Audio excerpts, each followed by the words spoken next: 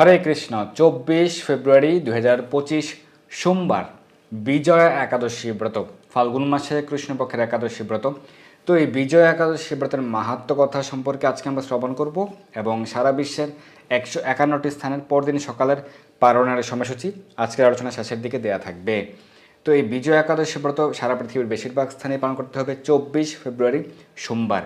শুধুমাত্র কিছু স্থানে 23 ফেব্রুয়ারি পালন করতে হবে। যারা আমেরিকায় রয়েছেন, কানাডায় রয়েছেন, আমেরিকা কানাডাতে ব্রত পালন করতে হবে 23 ফেব্রুয়ারি। এছাড়া মেক্সিকোতে ব্রত 23 ফেব্রুয়ারি। এছাড়া দক্ষিণ আমেরিকার ক্ষেত্রে কয়েকটি দেশে যেমন পেরু, কলম্বিয়া, চিলি এবং গায়ানা, এই দেশগুলোতে ব্রত পালন করতে হবে 23 ফেব্রুয়ারি।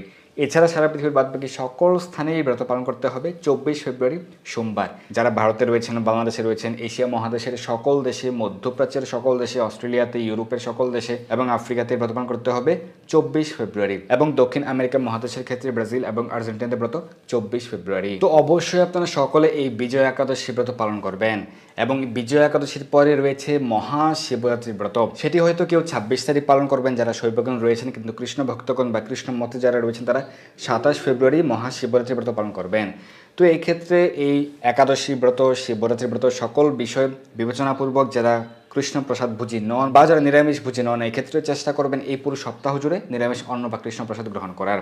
একাদশীর আগের দিন থেকে শুরু করে শিবরাত্রি ব্রতের পরদিন পর্যন্ত পুরো সপ্তাহ জুড়ে, অর্থাৎ কমপক্ষে 23 তারিখ থেকে শুরু করে একদম 28 তারিখ পর্যন্ত চেষ্টা করবেন কৃষ্ণ প্রসাদ পক্ষে নিরামিষ অন্ন গ্রহণ করার। এবং শিবরাত্রি ব্রত কিভাবে পালন করতে হবে, এই ব্রতের মাহাত্ম্য কি এবং রাত্রিকালীন যে পূজার সময়সূচি সহ সকল যে আলোচনা এবং কিভাবে পূজা অভিষেক করতে হবে, বিস্তারিত আলোচনা এবং সকল বিধি নিয়ম মন্ত্রাবলী সময়সূচি থাকবে আমাদের এই চ্যানেলেই, আপনারা দেখে নিতে পারেন। তো অবশ্যই সকলে এই বিজয়া একাদশী ব্রত পালন করবেন। এই একাদশী ব্রতের নামকরণ থেকে আমরা দেখতে পাই যে বিজয়া একাদশী ব্রত, যারাই এই একাদশী ব্রত পালন করবেন তাদের সকলের বিজয় লাভ হবে, সকলের জয় লাভ হবে। আপনারা এই জড়জগতেও সকল কার্যে সকল ক্ষেত্রে জয় লাভ করতে পারবেন এবং পরবর্তীতে আপনারা পরবর্তী জীবনে ভগবদ্ধামে প্রত্যাবর্তন করতে পারবেন। এটি হচ্ছে মানব জীবনের সবথেকে বড় বিজয়, সবথেকে বড় প্রাপ্তি। মানব জীবনের উদ্দেশ্য হচ্ছে আমরা যেন সকলে ভগবদ্ধামে প্রত্যাবর্তন করতে পারি। এবং নিজে ভগবান হওয়া সত্ত্বেও স্বয়ং ভগবান রামচন্দ্র তিনি নিজে এই একাদশী ব্রত পালন করে তিনি জগৎ জীবকে শিক্ষা প্রদান করেছেন। আমরা দেখতে পাবো যে এই বিজয় একাদশী ব্রতের মাহাত্ম্য থেকে যখন বগদালব্য ঋষি তিনি কিন্তু ভগবান রামচন্দ্রের মহিমা কীর্তন করেছিলেন, তিনি বলেছিলেন যে এই একাদশী ব্রত পালন করলে সহজেই সীতা উদ্ধার কার্য সম্ভবপর হবে। তিনি বলেছেন যে আপনি পুরাণ পুরুষ, আপনি স্বয়ং ভগবান, আপনি পরমেশ্বর ভগবান, আপনার পক্ষে কিছুই কিন্তু অসাধ্য নয়, কিন্তু আপনি নিশ্চয়ই জগৎজীবকে শিক্ষা প্রদান করার জন্য এইভাবে আচরণ করছেন। তো সেই কারণে ভগবান রামচন্দ্রের প্রত্যেকটি আচরণ কিন্তু এই জগৎজীবের জন্য অত্যন্ত শিক্ষণীয় এবং সেই কারণে তাকে বলা হয় মর্যাদা পুরুষোত্তম ভগবান। তিনি কখনোই মর্যাদা অতিক্রম করেননি, তিনি সর্বদা মর্যাদা রক্ষা করেছিলেন। তিনি নিজে আচরণ করে এই জগৎজীবকে শিক্ষা প্রদান করেছিলেন। তো এই যে বিজয় একাদশী ব্রত অত্যন্ত মাহাত্ম্যপূর্ণ, এর মাহাত্ম্য স্কন্দ পুরাণে উল্লেখ রয়েছে। চলুন আমরা এই ব্রতের মাহাত্ম্য কথা শ্রবণ করি এবং এই আলোচনা শেষের দিকে সারা বিশ্বের 151টি স্থানের পালনের সময়সূচি দেওয়া থাকবে। স্কন্দ পুরাণে এই একাদশী মাহাত্ম্য বর্ণনা করা হয়েছে। মহারাজ যুধিষ্ঠির ভগবান শ্রীকৃষ্ণকে বললেন, হে ভগবান পুরুষোত্তম, হে বাসুদেব, ফাল্গুন মাসে কৃষ্ণপক্ষের একাদশীর মাহাত্ম্য অনুগ্রহ করে আমাকে বলুন। ভগবান শ্রীকৃষ্ণ বলেন, হে যুধিষ্ঠির, এই একাদশী বিজয়া নামে পরিচিত। এই একাদশী সম্পর্কে একসময় দেবর্ষি নারদ স্বয়ম্ভু ব্রহ্মাকে জিজ্ঞাসা করেছিলেন। তিনি এই প্রসঙ্গে যা বলেছিলেন তা আমি এখন তোমাকে বলছি। এই পবিত্র পাপদ্রোকারী ব্রত মানুষকে জয়দান করে বলে এই ব্রত বিজয়া নামে প্রসিদ্ধ। পুরাকালে শ্রীরামচন্দ্র 14 বছরের জন্য বনে গিয়েছিলেন। সীতা ও লক্ষ্মণের সঙ্গে তিনি পঞ্চবটী বনে বাস করতেন। সেই সময় লঙ্কাপতি রাবণ দেবী সীতাকে করে সীতার অনুসন্ধানে রামচন্দ্র চতুর্দিক ভ্রমণ করতে থাকেন। তখন জীবনের শেষ অবস্থায় যে জটায়ু ছিলেন, সেই জটায়ুর সাথে তাঁর সাক্ষাৎ হয়। জটায়ু রাবণের যে সীতাহরণের বৃত্তান্ত রামচন্দ্রকে জানিয়ে তিনি তার দেহ প্রয়াণ কার্য সম্পন্ন করেন। এরপর সীতা উদ্ধারের জন্য বানররাজ সুগ্রীবের সাথে তিনি বন্ধুত্ব স্থাপন করেছিলেন। ভগবান রামচন্দ্রের কৃপায় হনুমান লঙ্কায় গমন করেছিলেন। সেখানে অশোক বনে সীতাদেবীকে দর্শন করে ভগবান রাম প্রদত্ত অঙ্গুরীয় বা আংটি তিনি তাকেও অর্পণ করেছিলেন। ফিরে এসে রামচন্দ্রের কাছে লঙ্কার সমস্ত ঘটনার কথা ব্যক্ত করেন। তো যখন হনুমানজি তিনি যখন অশোক বনে গিয়ে তিনি সীতাদেবীকে খোঁজ করছিলেন যে কোথায় রয়েছেন মাতৃদেবী, কিভাবে আমি সীতাদেবী খোঁজপ্রাপ্ত হতে পারি, তিনি প্রথমে কোথাও কিন্তু খুঁজে পাননি, তিনি তন্ন তন্ন করে খুঁজেছিলেন। তখন তিনি চিন্তা করছিলেন যে আমি যদি কোনো সংবাদ না নিয়ে রামচন্দ্রের কাছে যাই তাহলে রামচন্দ্রের কি অবস্থা হবে, কারণ তিনি কতটা বিরহের মধ্যে রয়েছেন, তাহলে তো তিনি স্বাভাবিকভাবে সেটি গ্রহণ করতে পারবেন না। তখন তিনি পুনরায় প্রার্থনা করছেন এবং তিনি ভগবান রামচন্দ্রের স্মরণ করছেন। তখন তিনি হঠাৎ দেখতে পেলেন তিনি যেখানে তাকিয়ে আছেন সেখানেই সেই সীতাদেবী বসে আছেন। তিনি তখন সেইখানে তাকিয়ে ভগবান শ্রীরামচন্দ্র স্মরণ করছিলেন।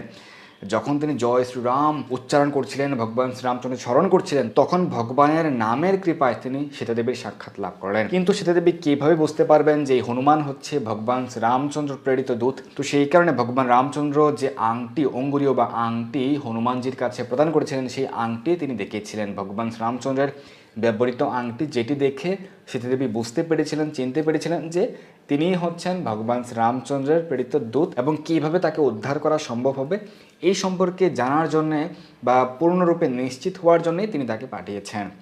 তখন হনুমানজি সকল বৃত্তান্ত বলেছিলেন যে কীভাবে তারা প্রস্তুতি গ্রহণ করছেন এবং কিভাবে সকল এই কোটি কোটি বানর সেনাগণ রয়েছেন ভগবান রামচন্দ্রকে সহযোগিতা করার জন্য। তখন সীতাদেবী ভাবলেন যে এই বানর সেনারা কি পারবে রাবণের সঙ্গে, কারণ এই রাবণের কিন্তু অনেক বেশি শক্তিমত্তা রয়েছে, তাহলে কিভাবে সম্ভব? তখন হনুমানজি তিনি নিজেকে অত্যন্ত বড় করতে, বিস্তৃত করতে করতে তিনি বিশাল বড় করলেন এবং তখন তিনি বলেন যে হে মাতৃদেবী, হে মাতা, আমি হচ্ছি ভগবান রামচন্দ্রের সকল সেনাবর্গের মধ্যে সব থেকে ক্ষুদ্রতম। তাহলে আমার যদি এই শক্তিমত্তা থাকে তাহলে আপনি একবার বিচার করুন যে ভগবান রামচন্দ্রের এই পুরো বাহিনীর মধ্যে কতটা শক্তিমত্তা রয়েছে। তো দেখুন, এভাবে নিজেকে বিস্তার করে, নিজেকে বিশাল করে তিনি নিজেকে ক্ষুদ্র জ্ঞান করেছিলেন। কেন? তিনি সীতা মায়ের যে ভয় রয়েছে সেই ভয়কে দূর করার জন্য। তো যদি আমাদের অনেক বেশি শক্তি থাকে, আমাদের অনেক বেশি ক্ষমতা থাকে, তাহলে সেই ক্ষমতার কীভাবে প্রয়োগ করা উচিত? অন্যের ভয় দূর করার জন্য, অন্যকে ভয় দেখানোর জন্য নয়। আমার ক্ষমতা, আমার শক্তি আমি অন্যকে ভয় দেখাবো না, সেটি কিন্তু শিক্ষা দেওয়া হয়নি। আমাদেরকে শিক্ষা প্রদান করা হয়েছে যেন আমরা অন্যের ভয় দূর করতে পারি আমাদের সকল শক্তিমত্তা, আমাদের সকল ক্ষমতা দিয়ে। তো সেখান থেকে ফিরে এসে রামচন্দ্রের কাছে লঙ্কার সমস্ত ঘটনার কথা হনুমান ব্যক্ত করেন। হনুমানের কথা শুনে রামচন্দ্র সুগ্রীবের পরামর্শে সমুদ্র তীরে যান। সেই দুস্তর সমুদ্র দেখে তিনি লক্ষ্মণকে বলেন, হে লক্ষ্মণ, কিভাবে এই অগাধ সমুদ্র পার হওয়া যায় তার কোনো উপায় খুঁজে পাচ্ছি না। যদিও তিনি স্বয়ং ভগবান, কিন্তু তিনি আমাদেরকে শিক্ষা প্রদান করছেন, কারণ তার প্রত্যেকটি আচরণ হচ্ছে আমাদের জন্য অনুপ্রেরণা, আমাদের জন্য শিক্ষণীয়। উত্তরে লক্ষ্মণ বলেন যে হে পুরুষোত্তম, সর্বজ্ঞাতা আদিদেব আপনি, আপনাকে আমি কি উপদেশ দেব? স্বয়ং মূল সংকর্ষণ, স্বয়ং বলরাম, যিনি এই ত্রেতালীলায় লক্ষ্মণ রূপে, তিনি ছোট ভাই রূপে এসে তিনি ভগবান রামচন্দ্রের সেবা বিধান করেছিলেন। তিনি বললেন যে আপনি পুরুষোত্তম, আপনি সর্বজ্ঞাতা, আপনি আদিদেব, অর্থাৎ আপনার পূর্বে কেউ নেই, আপনি অনাদির আদি। তাহলে আমি আপনাকে কি উপদেশ দেব? তবে বগদালভ্য নামে একজন মুনি এই দ্বীপে বাস করেন। এখান থেকে 4 মাইল দূরে তার আশ্রম রয়েছে। হে রাঘব, আপনি সে প্রাচীন ঋষি শ্রেষ্ঠকে এর উপায় জিজ্ঞাসা করুন।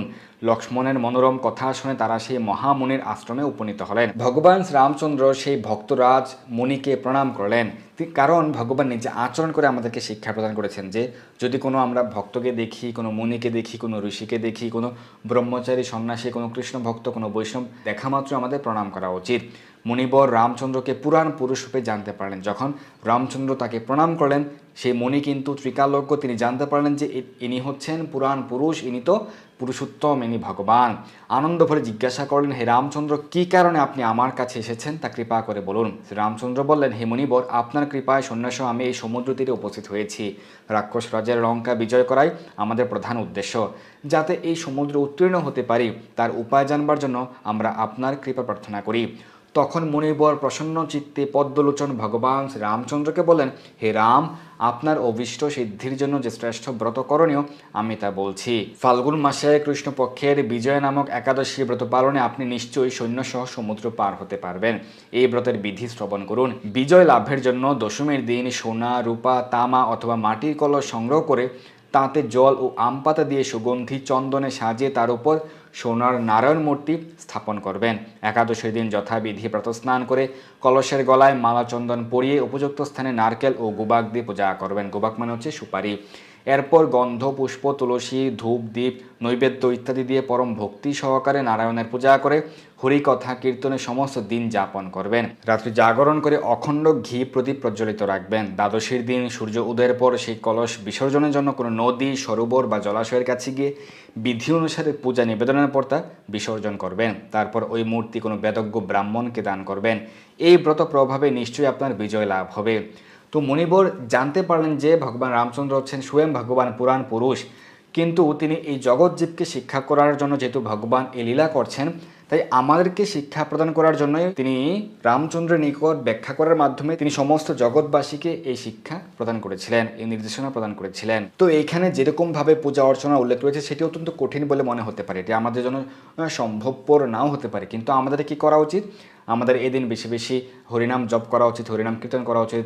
আমাদের নিত্য পূজা আমরা যেরকমভাবে করি, বাড়িতে ভগবানের নিত্য সেবা পূজা আদি করবেন, তুলসীতে জলদান, তুলসী পরিক্রম প্রভৃতি করবেন, ভগবান চরণে তুলসীপত্র পুষ্পাঞ্জলি অর্পণ করবেন, আরতি করতে পারেন, ঘৃত প্রদীপ দিয়ে আপনারা ভগবানকে আরতি করতে পারেন, যাদের পক্ষে সম্ভব রাত্রি জাগরণ করতে পারেন, রাত্রি জাগরণ করে আপনারা হরিনাম জপ, হরিনাম কীর্তন বা শাস্ত্র অধ্যয়ন করতে পারেন।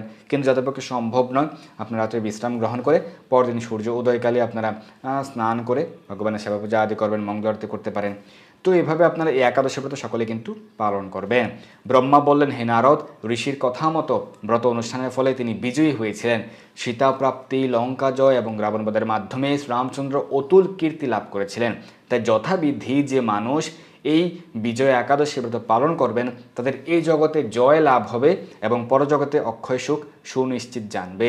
হে যুধিষ্ঠির, এই কারণে এই বিজয় একাদশী ব্রত পালন অবশ্যই কর্তব্য। এই ব্রত কথার শ্রবণ কীর্তন মাত্রই বাজপেয় যজ্ঞের ফল লাভ হয়। যারা এখন শ্রবণ করেছেন বা যারা পাঠ করবেন তারা সকলেই বাজপেয় যজ্ঞের ফল প্রাপ্ত হবেন। তো এই হচ্ছে এই বিজয় একাদশী ব্রত মাহাত্ম্য কথা। আপনারা সকলে অবশ্যই বিজয় একাদশী ব্রত সঠিকভাবে পালন করবেন এবং পরদিন পালনের নির্দিষ্ট সময়ের মধ্যে ব্রতের পালন সম্পন্ন করবেন। এখানে সারা বিশ্বের 151টি স্থানের ব্রতের তারিখ এবং ব্রতের পরদিন সকালের পালনের সময়সূচি প্রদান করা হয়েছে। একাদশী ব্রতের তারিখ এবং ব্রতের পরদিন সকালের পালনের সময়সূচি। ধন্যবাদ সবাইকে। হরে কৃষ্ণ।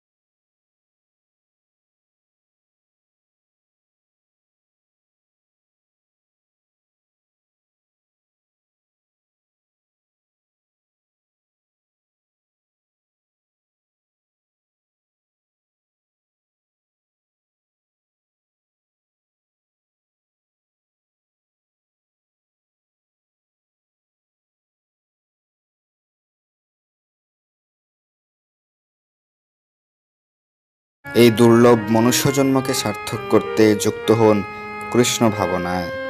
আপনার সকল ধর্মীয় বা পারমার্থিক প্রশ্ন জানাতে যুক্ত হন আমাদের টেলিগ্রাম গ্রুপে, আর এই ভিডিওটি শেয়ার করে আপনার সকল বন্ধুদের কাছে পৌঁছে দিন। ধন্যবাদ সবাইকে।